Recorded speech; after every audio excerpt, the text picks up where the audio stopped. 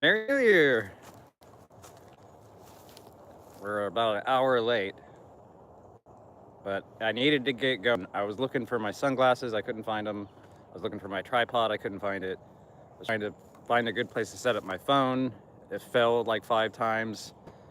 We really got to get started. I have a whole day. I just realized I have to cook like all day. I have to cook all the hors d'oeuvres for lunch, and then I have to cook the brisket for dinner. And we pre-made several loads of challah, so we got to freeze or defrost that. So, and then all the carrots and sides, and seem to be talking with a lisp this morning. I don't know what the deal is with that, more so than normal. So this is going to be a little bit rough. We're going to do our cardio, and we're going to try to bust out some push-ups, but I am sore as hell. My back is crazy sore. So yesterday we started the day with a full back workout, which is my typical Wednesday SOP is back day. But then I caught a wild hair, and it's been real cold down here in Florida, and we needed some firewood. So I chopped up, cut down a few trees, and then used my cold steel, what is it, like Trail Boss camp axe, and processed it, a whole bunch of it manually into firewood. And then I cut down 3 trees, and I'm feeling it in my back crazy.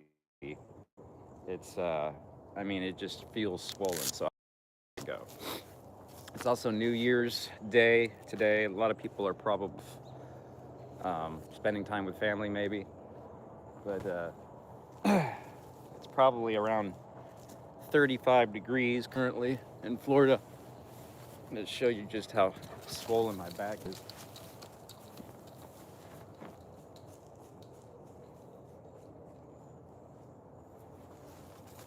There, I got that documented so I can see it myself because I can't see my own back.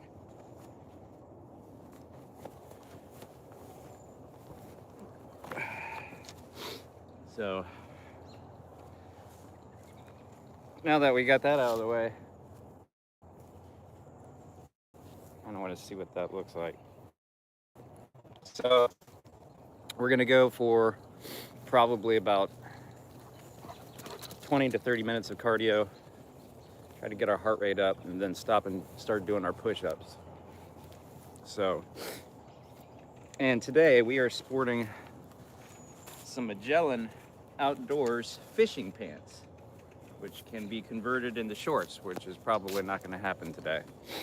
And then I have my newly sporting Casio watch that I unboxed that I got 2 years ago from a brother. And then I got my Glock 26 cold steel spike that I have modified, affixed to my belt with zip ties. And then I got my Baofeng UV5R Mini, which these are excellent radios. I'm finding more and more that the little antennas actually work really well. Let's see. Got an extra magazine, doggy controller, and then, of course, as always, my running knife, my Model 1.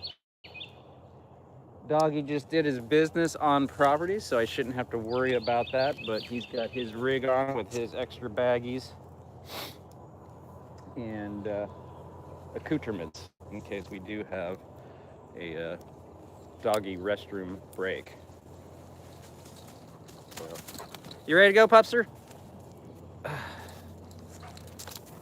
Can you shoot at something? Not live, my friend. Not live. I was out here, as a matter of fact, what we're gonna have to do here in a second.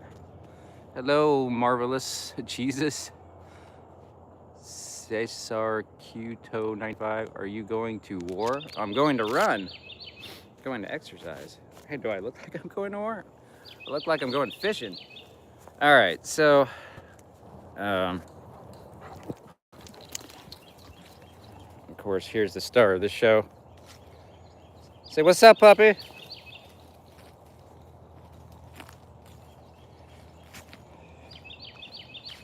Can I teach you how to shoot? Not me. I'm learning that myself. I am but a student. Here's the thing about shooting is it's not something you just do because you bought a gun, right? But you probably know that because you're asking to be taught. So three solid years into martial arts. Woohoo! Look at that puppy go. He is so excited because he saw me just pick this up. And this means we're going for a run. And run means fun for the pupster. Hopefully we won't lose signal here as we go off property. I wanted a smooth transition, so we are only on cellular.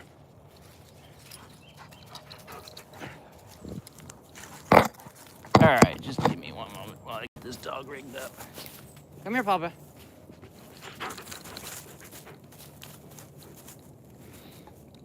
Yeah. Man, can you just not spin around for once? All right, you ready? All right. Let's get spun around here. I do apologize for the jitteriness, but this dog has a lot of energy.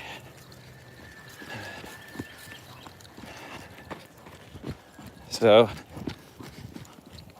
we were out here last night and I was popping off some runs. I put a short in my short section, so be sure to go check that out. Of me testing the new LMT M203 37 millimeter launcher. And since it was New Year's, I got out some of the fancy rounds. And so that first one, the one that's in the short, got me a little nervous there for a second because it sent some fire into the woods. But luckily, we've had some rain as of late, so it's not as dry as it was like a month or so ago.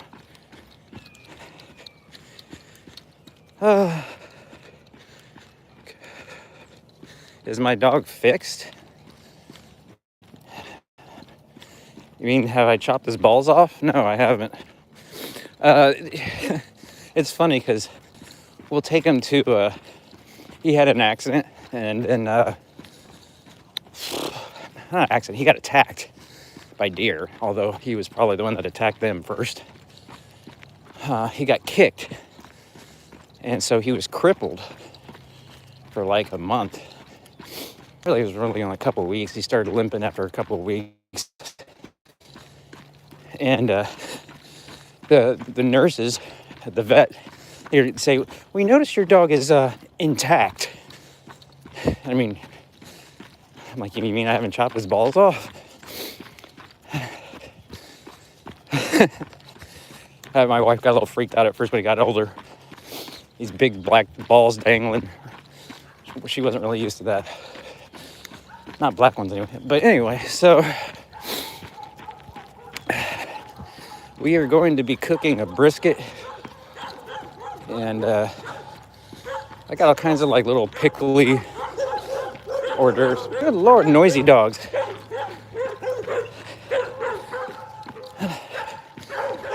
Come on, man. Ouch, shit. I just got a rock on the sore spot on my foot.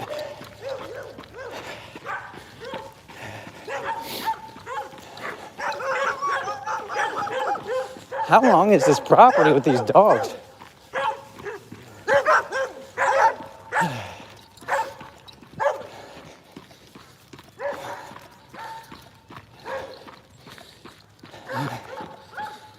That was noisy.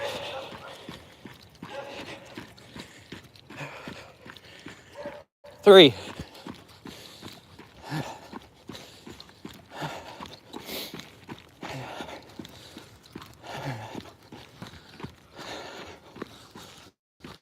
Oh yeah. See, number I think of.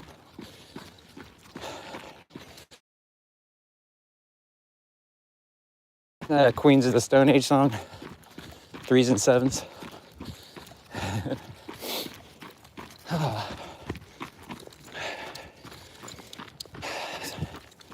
It smells like winter in Florida. The air is cold. The smell of wood is lingering in the air.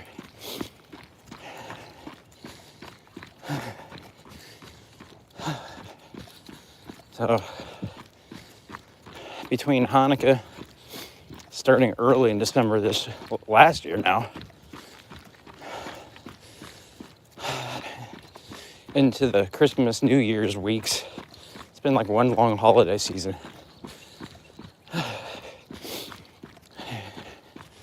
So I guess the cold winter-like feel is fitting. Leave it.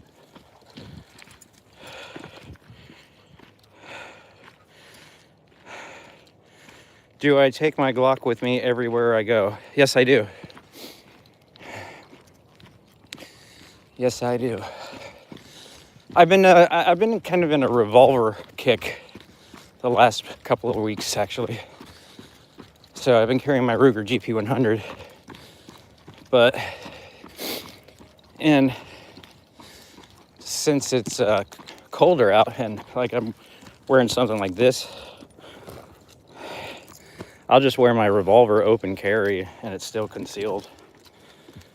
So, and most of the time, with the exception of 1 hour yesterday, even if I carry my revolver, I still have my Glock 26 concealed carry, because it feels really weird after several years of continual appendix carry to not have a gun there.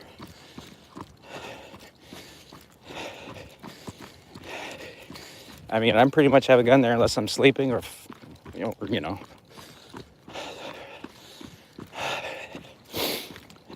in bed, I guess. So, and then it's sitting next to me. So, I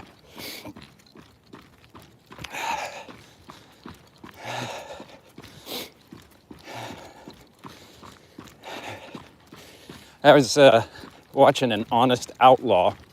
He's this like gun tuber guy, I guess, video saying how he no longer trusts pump shotguns.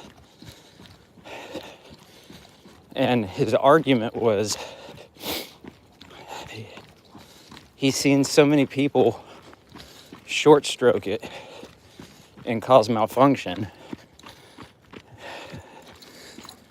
under non-duress times that people will likely encounter malfunction due to short stroking under duress times. And given some of my issues with my Mossberg 590A1, I think he's got a little bit of an argument.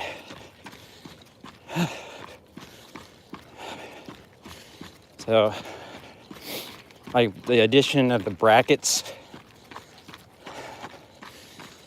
on the Mossberg to mount the lighting system caused me to have to alter the way I pump the shotgun in order to not short stroke it. So on a Mossberg that doesn't have that lighting system,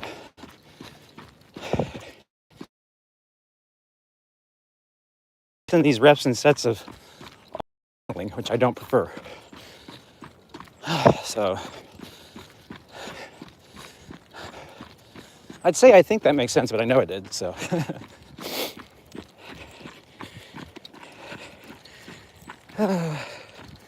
so I defaulted 3 because I tend to think in things in a triangular nature.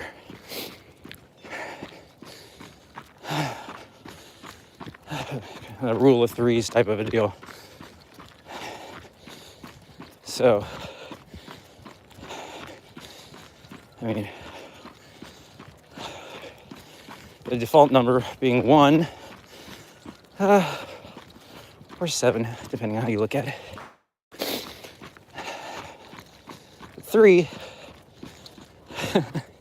I'd say that's just sounds like a nice round number, but it's not a round number.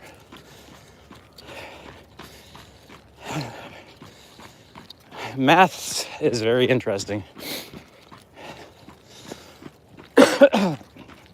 I was offered a job, and on an interview that I thought I flubbed because I was pretty sure I got a math problem wrong. In my game, there's often testing required in the professional landscape in which I am occupied. So,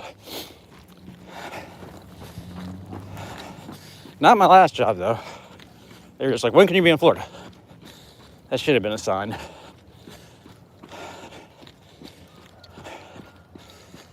So, those that are not aware, I am transitioning from a high pace, ultra chaotic, ultra toxic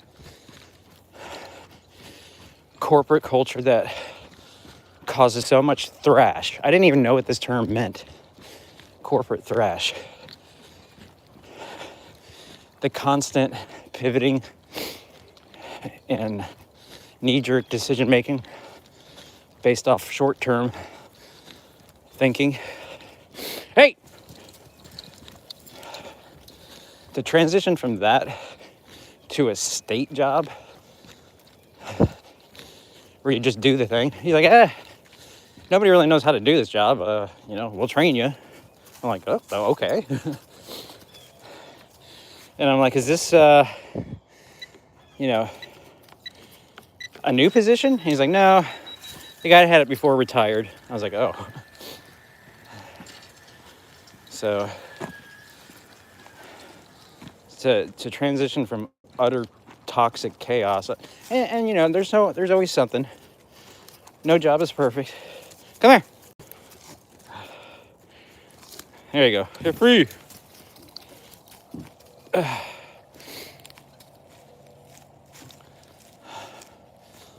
Oh, lucky what we got here. Missing leash, see? All right, that'll just be the leash spot. Okay.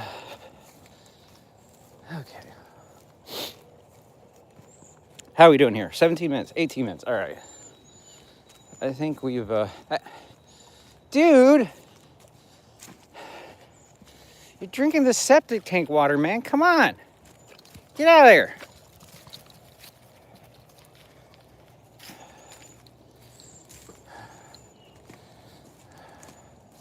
There's some of the wood I chopped up there. I got a problem with a tree up there that I chopped down and it fell on another tree. So there's just a bunch of potential energy just sitting up there. Just waiting to snap somebody's neck. So I gotta go figure out something with that. All right. Let's see here. The power of 3, the 3 charm sisters, the trifecta. I was a director. I was a director of research and development, so I oversaw a department, but I'm a chemist by training and biologist technically. So I have degrees in chemistry and biology, bachelor's. But I have mostly worked in the chemical sciences. I have a torn up shoulder apparently.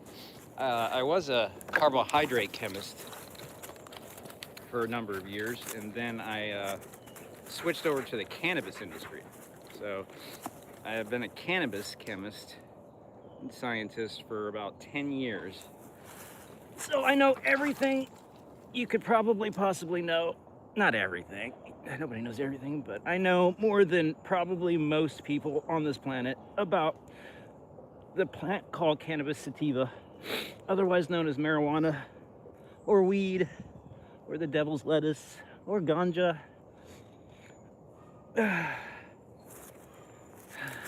And of course, there is the whole other aspect known as hemp. Hemp puppy. Hemp. Yes. There's cannabis sativa, cannabis indica, but those aren't really things, really. And technically one called ruderalis, short little stubby thing. It is the most chemically diverse, most potential to unlock medicine, magic, and spirituality all combined plant in the entire universe, known universe. And there is no other plant that has the complexity of chemistry of the cannabis plant.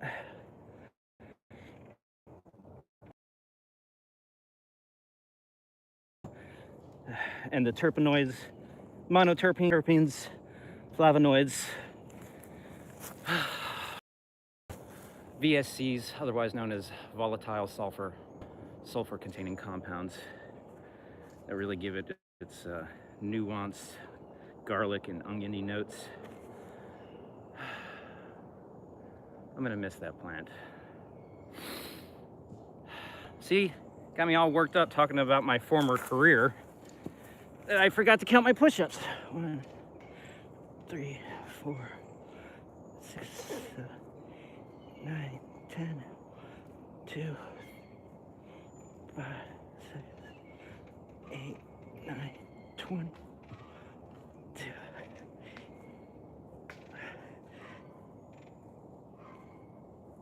We'll call that 40. All right. Puppy is having a grand old time with some previous structures for our suka.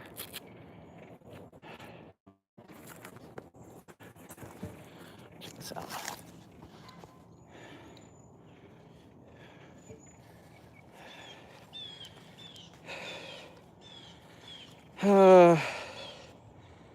Oh, good Lord. Looks like we have some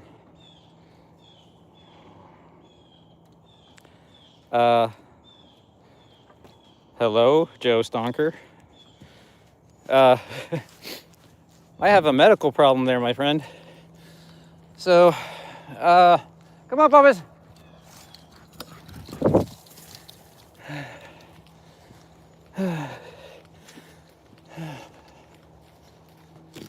Whew. Yeah, those push-ups were pretty spicy on the old shoulders there.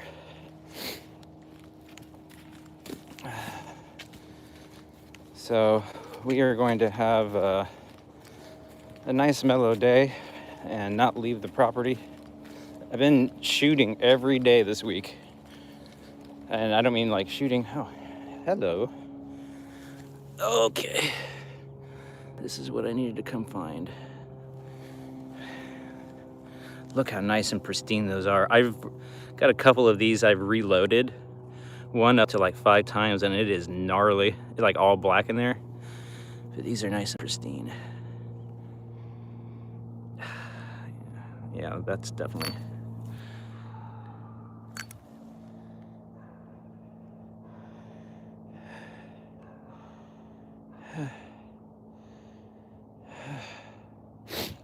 All right, so we'll retrieve those later. Unfortunately, I've thought about trying to reload one of these. I'd have to get the little shelf to put in there. This one's in pretty good shape. I've had them break. Man, look how hard that LMT punches those. It hits it way harder than the exotic ammo TAC-D or TAC-79 M203. But the LMT construction material is just so much more robust. Yeah, it punches the hell out of those things.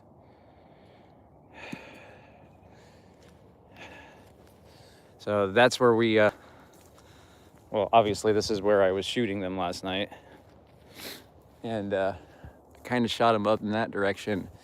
We had some debris, fiery like little ash go off into the woods.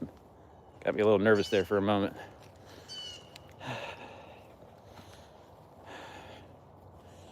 All right.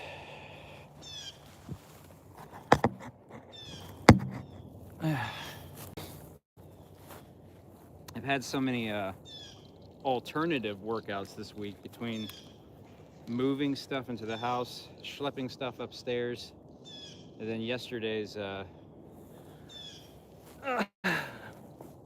wood processing. It's pretty rough. 1, 2, 3, 4, 5, 8, 9, 10. 2, 3, 4, 6, 7, 8, 20.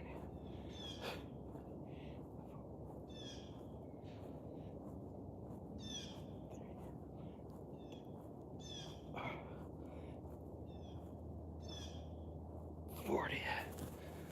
Oh my goodness.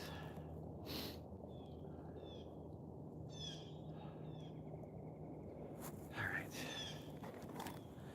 Uh-oh. Should have charged the battery.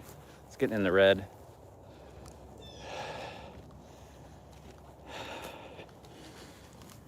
Here we go. Check this out.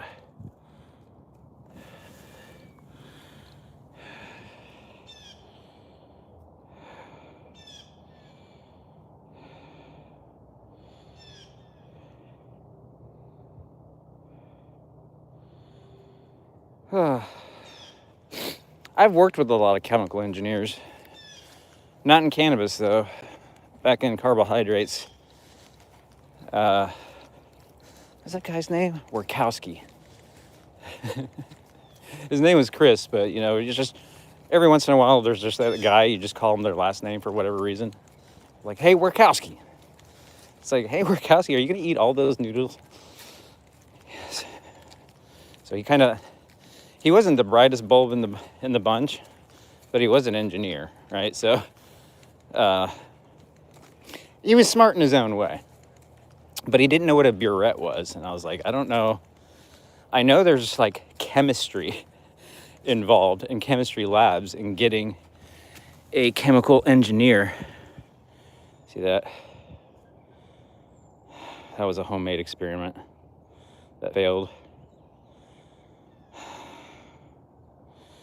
Anyway, he didn't know what a burette was. I'm like, I know you had a chemistry lab and had to use a burette. You don't know what a burette is?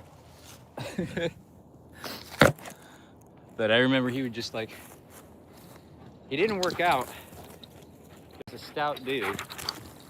And I remember he would just bring in like these giant Tupperwares of just plain noodles. Plain spaghetti noodles. No sauce, no meat, just plain noodles. And he would just eat noodles. He needed a wife, I guess. It's just, some dudes just need wives.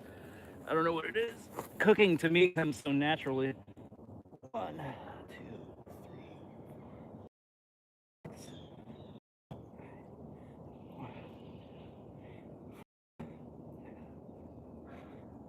2, 3. Oh. Well, I underachieved. I only did 30. I'm serious, my shoulders are screaming. Oh, well, and suddenly, somebody needs attention. Somebody needs attention. Somebody wants to play. He's being mischievous. He's got that mischievous look in his eyes. All right, go 10 push-ups. 1, 2, 4, 5, 8, 9, 120. I think it's actually more than 120. 40, 80, 120, because I did some at the beginning I didn't count when I got talking about my last job. So, let's see, from carbohydrates to cannabis, and now I'm going into radiation. So, it's funny because I actually got probably most of the test questions right because of my knowledge of the electromagnetic spectrum, which, yes, I did learn about in college, but I probably retain it more top shelf because of my radio hobby. So it's kind of funny how that it all kinds of works out. But I'll be dealing with radiation emitting equipment. Not personally, I'll be managing paperwork associated with people who inspect radiation emitting equipment. I will be sitting in an office in a big building. It's gonna be crazy. A normal job.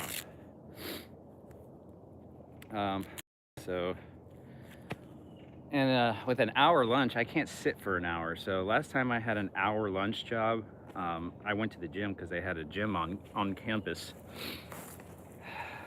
So I gotta get some more cardio on. 9:53, definitely feeling the need for some caffeine. Let's see, I gotta get the brisket in by 2 for a 7 o'clock dinner time.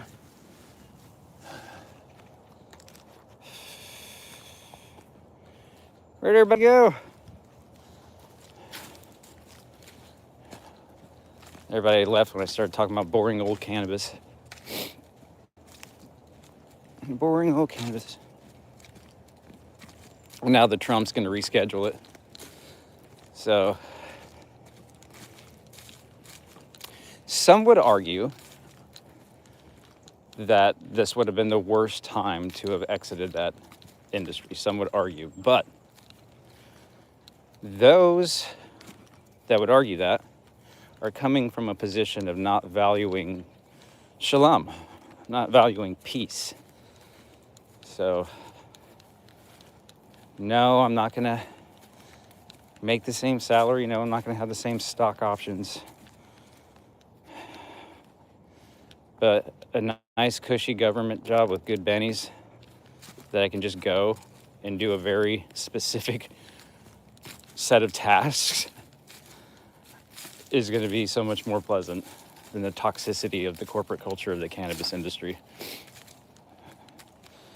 And some people just value shalom more than money.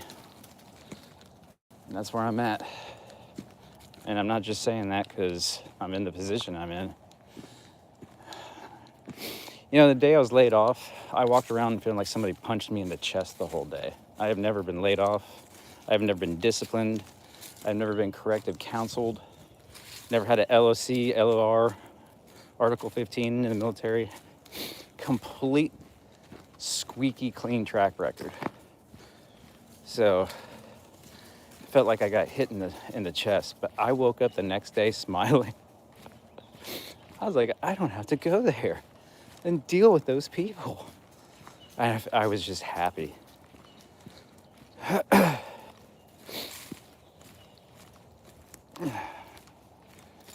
used to tell people, like, man, I moved my family 1,000 miles all the way down here for this job. What am I going to do? Go change oil?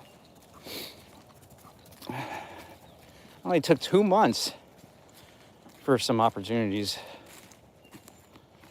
to just kind of fall in line. A Hanukkah present from the Heavenly Father. Life is good. And we only have to do 27 more push-ups. Let's see, 34 minutes. All right, let's go to the back of the property and see what's going on back there. Come on, puppies.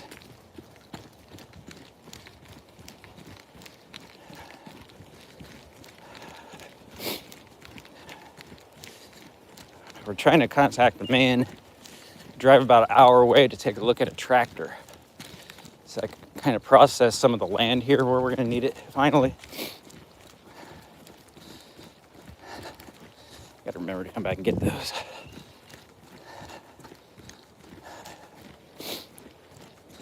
Come on, puppy.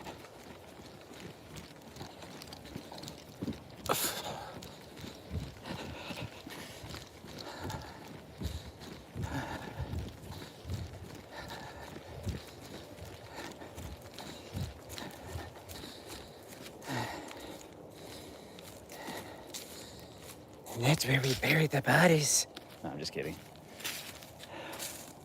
That's some good stuff under there, though. Some chicken scratched up, fertilized. And a PBR can for dramatic effect. Knee-high. Come. Hey. Get out of there. See? Now look what you did.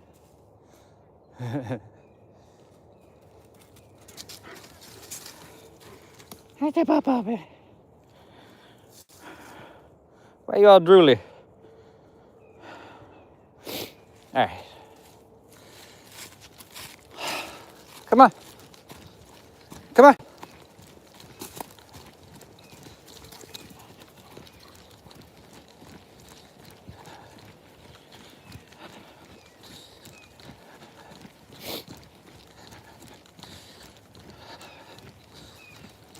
So today, tomorrow,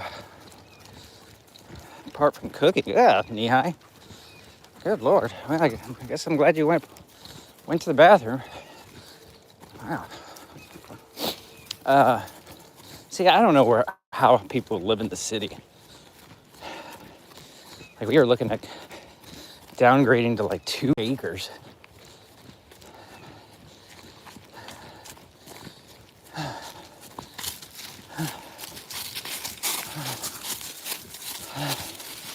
I'm so glad my Heavenly Father sent the angel, made my body ring. Don't do it. Cancel the deal. Pape. Because that's literally what happened. My body was ringing.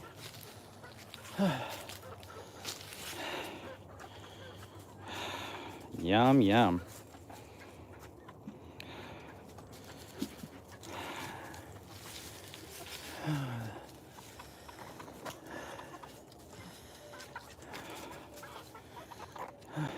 So,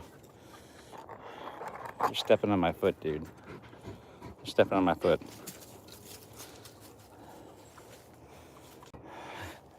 I love this little designer rooster. He's a tiny little guy, but he's been, quote, getting around, according to my wife, and spending some time with some of the larger ladies in there, apparently.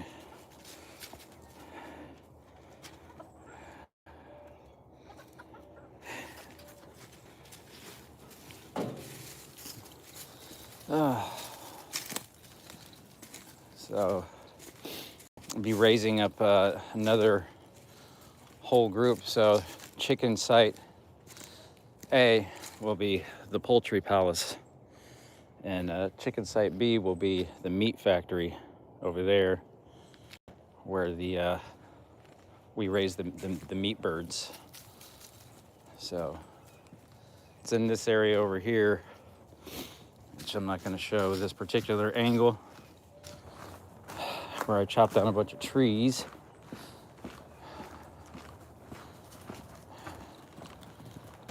Man, somebody's still full of energy. I guess we didn't go for I haven't been going for the full run because I completely lose signal and I'm talking to nobody.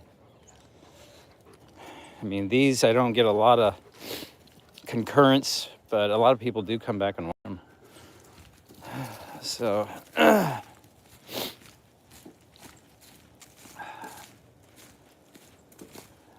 all that water processing equipment over there. Look at all the bark.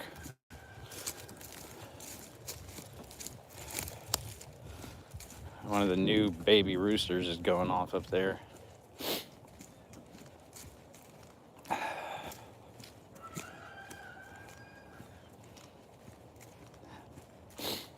Adolfo's kind of been mellowing out. That's the big rooster, Adolfo. I named him Adolfo. I said we needed to make that name great again, Adolfo. There was a Mexican restaurant back in Moline, Illinois that I would never eat at because they didn't serve beer. I'm like, I can't have a taco dinner without beer. Hey, get out of there!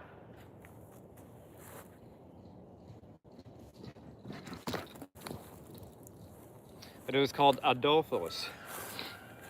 All right, here we go.